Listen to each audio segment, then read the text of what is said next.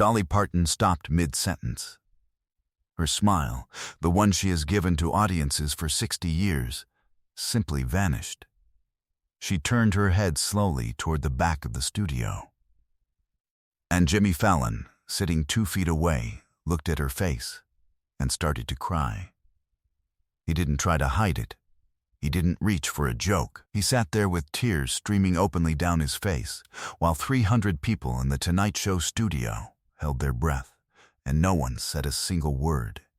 It was a Thursday night taping. March 2024. The Tonight Show starring Jimmy Fallon.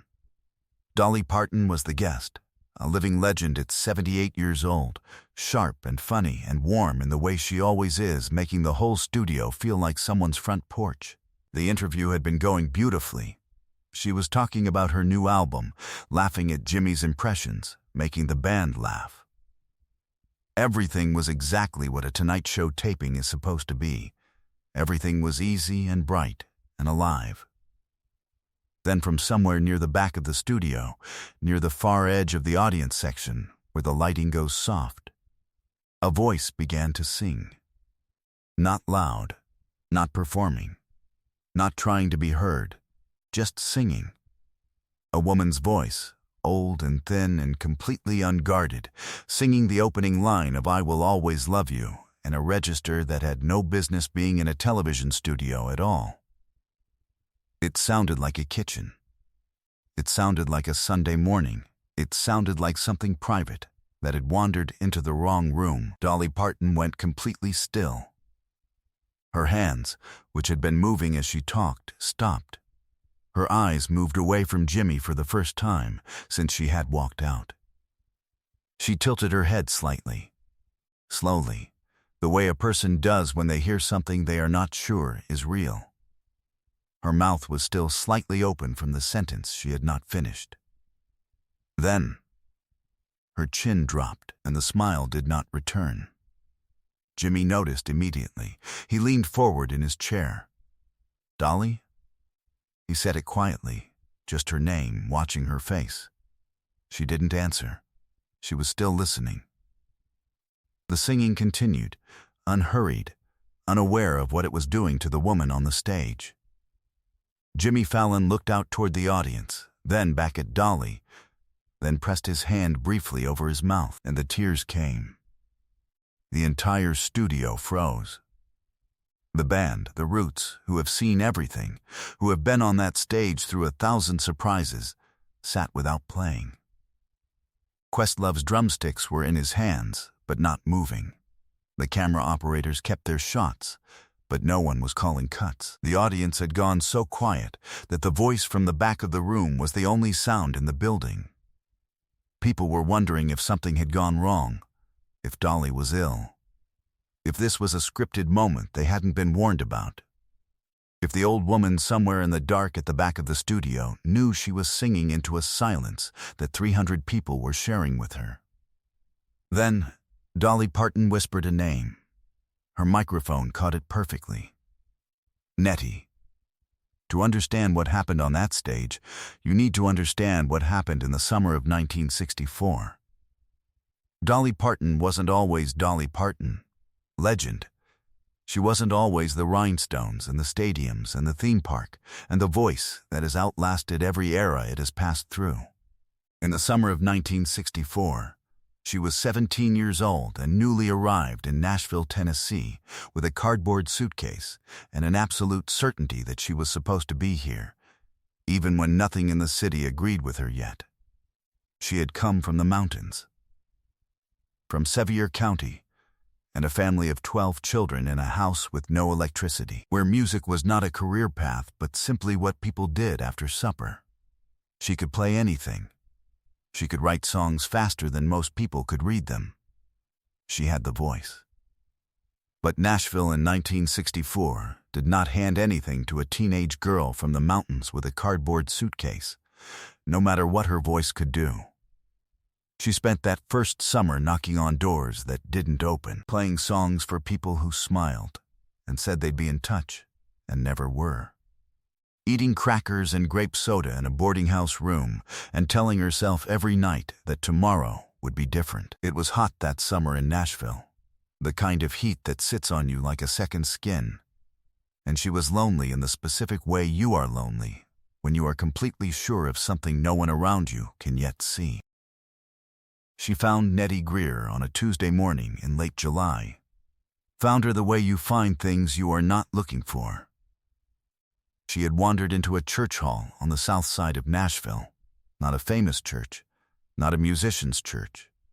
Just a building with an open door and a fan in the window. A woman was inside, alone, arranging chairs for what looked like a children's choir practice that hadn't started yet. Nettie Greer was 61 years old. She had been directing that church choir for 23 years.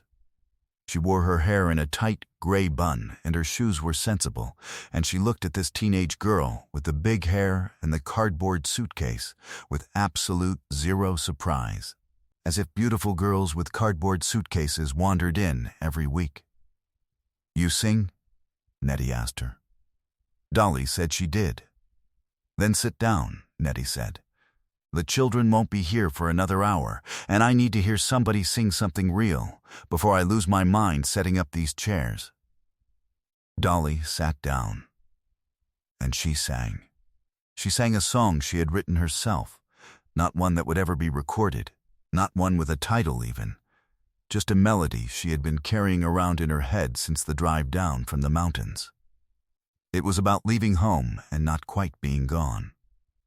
About the in-between feeling of standing in a doorway. She sang it all the way through without stopping, and when she finished, Nettie Greer was sitting in one of the chairs she had just been arranging, and her hands were folded in her lap, and she was very quiet. "That's the real thing," Nettie said finally. "You know that, don't you?" Dolly said she was starting to wonder. "Don't wonder," Nettie said. "No." She started coming back every Tuesday and sometimes Thursday. Nettie would be there after choir practice, and they would sit in that hall while the summer heat came through the windows, and Nettie would talk to her about music. About how singing at its most honest was not about showing what your voice could do, but about telling the truth about something you had actually felt, about how the audience always knows when you mean it and when you don't. About how the gift is not the voice. The gift is the willingness to be that open in front of strangers. On the last day of August, the day before Dolly moved to a cheaper room across town that would put her further from that church, Nettie handed her a small spiral notebook. She had written something on the inside cover in handwriting that was careful and unhurried. "The voice is yours," she had written. "But the song belongs to everyone who needs it. Don't forget the difference." Dolly kept the notebook.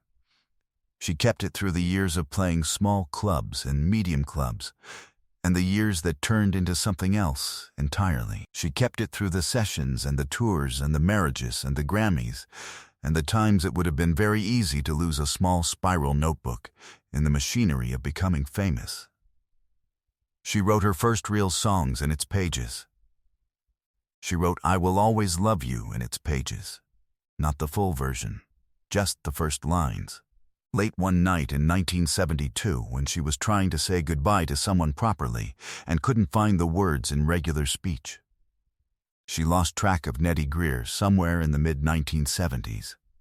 Nashville was bigger by then, and Dolly was gone more than she was home. She asked after her once, then twice, and the people she asked didn't know. Life had moved in the way lives do. She thought about her, every now and then more often as the years went on, and the things Nettie had told her turned out to be truer than she had understood at the time.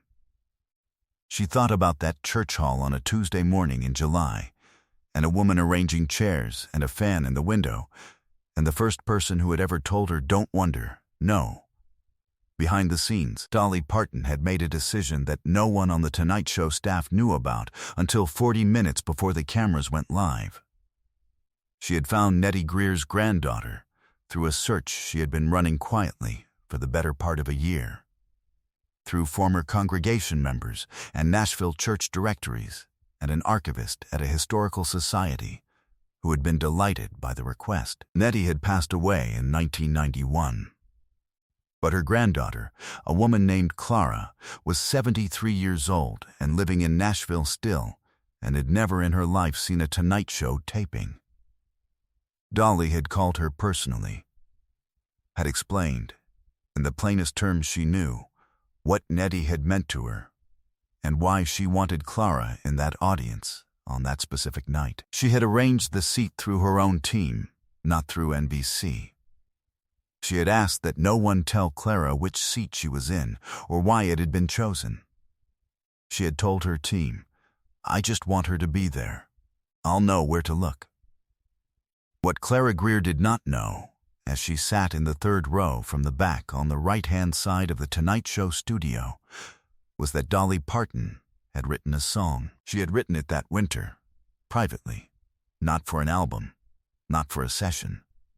She had written it for a woman she had never met, but who carried the blood of someone who had changed everything. And before the cameras started rolling, she had asked the Roots quietly if they knew "I Will Always Love You." They did. She had asked them to play it softly, barely above a hum, as a surprise at the end of the interview. She had not told Jimmy. She had not told the producers. She had just asked them to start playing when she gave them a look. But Clara Greer, 73 years old and sitting in the third row from the back, recognized the opening notes the moment the bass began. She had heard her grandmother sing that song for 30 years. In that church hall, on Sunday mornings, while arranging chairs, she began to sing it without thinking, the way you do when something lives in your body before it lives in your mind. Softly, not for anyone, just because the music asked her to, and Dolly Parton, on stage, heard the voice and stopped. But this is the moment no one in the studio, and no one watching at home, ever saw coming. Dolly stood up from the interview chair. She stood up slowly, without explanation, and she turned to face the audience. She held one hand up to the Roots, and they stopped playing. She looked out toward the back of the room, where Clara was now sitting very still with her hand over her mouth, aware that something was happening that she did not fully understand. "Would you come down here?" Dolly said. Her voice was even, clear, but her eyes were not. Clara Greer walked down the aisle of the Tonight Show studio, the way people walk when they are not certain their legs will work. The audience watched her come. Nobody spoke. Jimmy Fallon was standing too by then. Nobody had asked him to stand. He had simply stood, and his face was open in the way faces are when people stop performing at all. When Clara reached the stage, Dolly Parton took both her hands. "Your grandmother told me something once," Dolly said quietly, "in a church hall in Nashville in 1964. She told me don't wonder." No, her voice broke on the last word, just slightly, just enough. "I've been knowing ever since." Clara said, "She talked about you." Her voice was barely there. "She talked about you until the day she died." "Did she know?" Dolly asked. "Did she know what happened?" "She knew," Clara said. "She always knew." Dolly reached into the pocket of her jacket then and brought out a small spiral notebook, old, the cover soft with handling. The kind of notebook that has been opened and closed 10,000 times and never thrown away. She pressed it into Clara's hands. "This belongs to her," Dolly said. "It always did." The audience came to their feet. Not all at once. It moved through the room like something spreading, like everyone deciding at the same second that they needed to be standing for this. Jimmy Fallon did not try to say anything.